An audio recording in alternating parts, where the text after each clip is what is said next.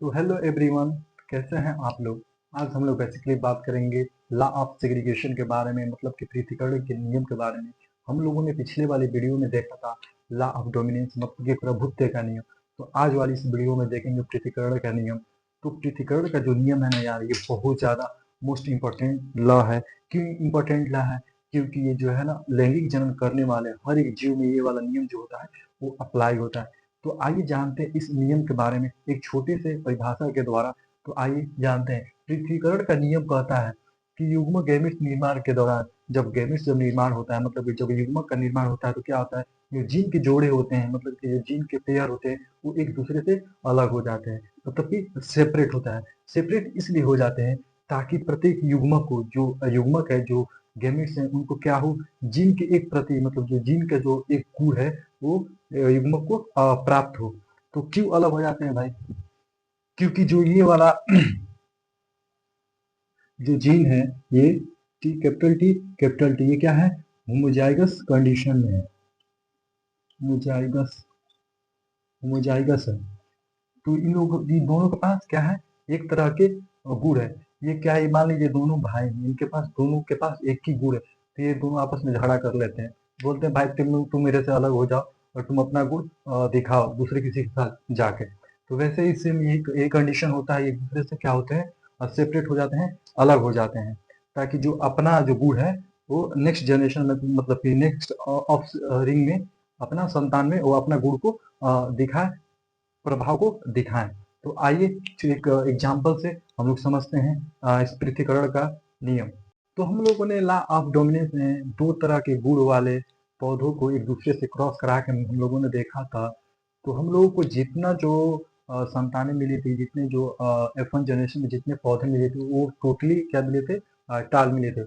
इसमें क्या हुआ, मेंडल मेंडल जो है वो एकदम घबरा गए, अरे यार ये कैसे पॉसिबल हो गया। उन लोगों उनने फिर से क्या किया, उन दोनों में क्या किया, सेल्फ पॉलिनेशन कराया। सेल्फ पॉलिनेशन कराने के बाद उन्होंने देखा, क्या देखा, तो आइए एक एग्जाम्पल से उसको समझते हैं।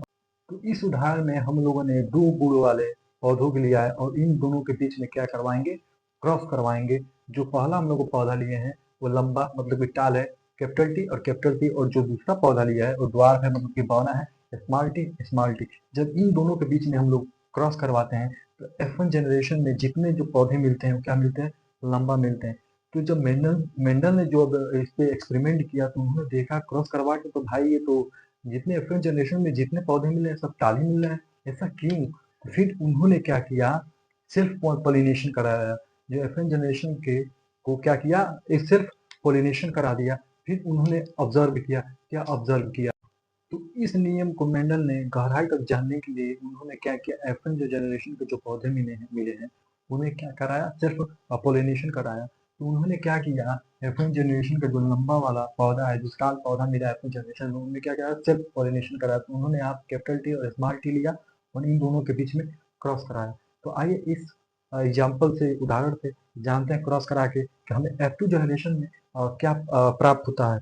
तो जब कैपिटल टी का क्रॉस हम लोग जब कैपिटल टी से कराएंगे, मतलब पॉलिनेशन कराएंगे, तो हम लोगों को F2 जनरेशन में कैपिटल टी मिलेगा।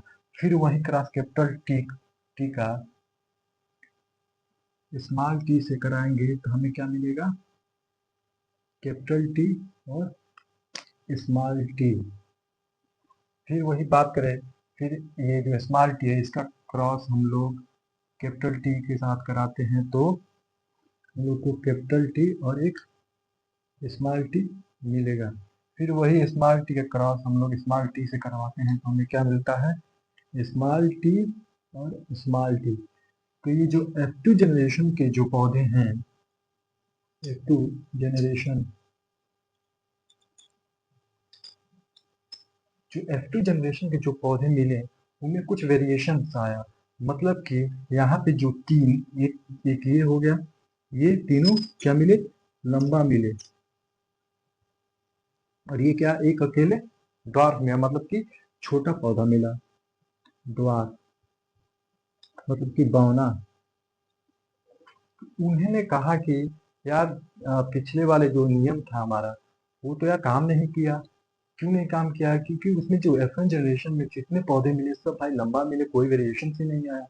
जब हम सिर्फ पॉलिनेशन करवाएं तो इसमें 3 लंबा मिला और 1 बौना मिला। तो उन्होंने ये सोचा कि लगता है उसमें कोई ना कोई जो एलील्स है वो किसी एलील्स के द्वारा रिसेसिव है, मतलब कि कोई उसमें एलील्स है जो डोमिनेंट के जैसे काम कर रहा है और कोई जो एलील्स है जो रिसेसिव के जैसे काम कर रहा है। जो क्या कर रहा है, डोमिनेंट जो है वो रिसेसिव को सप्रेस कर दे रहा है उसके गुण को। इसलिए क्या हुआ, लॉ ऑफ डोमिनेंस में केवल जो है लंबा ही पौधा मिला।